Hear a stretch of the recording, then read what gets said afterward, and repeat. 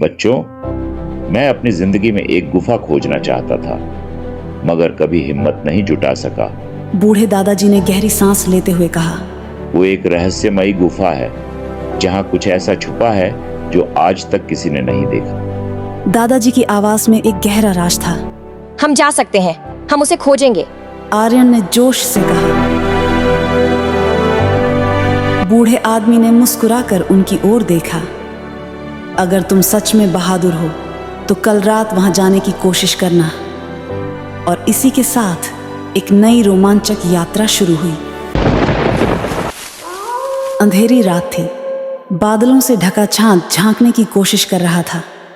हवा में सरगोशियां थीं, जैसे पेड़ भी कुछ कहना चाहते हों। 3 बच्चे, रिया, आर्यन और अंश, किटी शरारती बिल्ली और पप्पी बहादुर कुत्ता के साथ एक पुरानी कहानी की सच्चाई जानने निकले थे। क्या ये गुफा सच में यहाँ है या फिर ये भी बस एक कहानी है? हमें पता लगाना होगा। दादा अब्बू ने कहा था कि इस गुफा में कुछ ऐसा है जो 100 साल से किसी ने नहीं देखा। वे पांचों चलते चलते एक बड़े रहस्यमयी दरवाजे के सामने आ गए। दरवाजे पर अजीबोगरीब निशान बने हुए थे, जैसे किसी ने जानबूझकर इसे बंद रखा हो। जैसे ही अंश ने दरवाजे को हाथ लगाया, एक तेज आवाज गूंजी।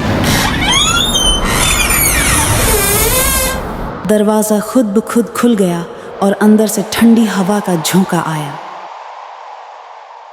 ये तो किसी फिल्म जैसा लग रहा है, आर्यन ने घबराकर कहा। या किसी डरावने सपने जैसा। रिया ने धीरे से कहा। ओह नहीं, हमें उसके पीछे जाना होगा, अंश ने कहा।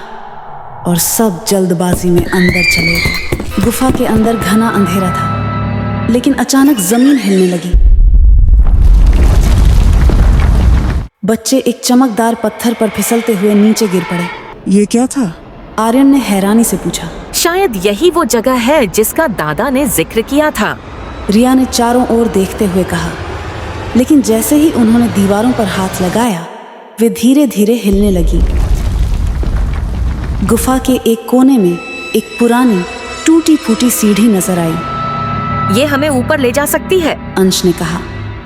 लेकिन जैसे ही उन्होंने चढ़ना शुरू किया, एक तेज आवाज गूंजी। यहाँ कौन आया है? सभी बच्चे अचानक रुक गए। यह आवाज कहां से आई? कहीं कोई भूत तो नहीं?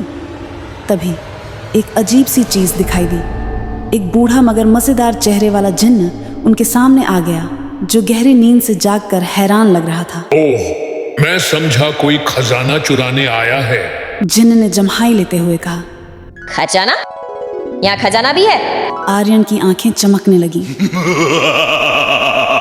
जिन्न हंसते हुए बोला, हाँ, मगर तुम्हें मुझसे एक सवाल का सही जवाब देना होगा।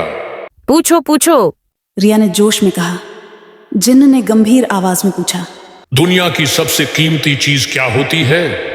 आर्यन, रिया और अंश सोच में पड़ गए। पैसा, हीरे, सोना।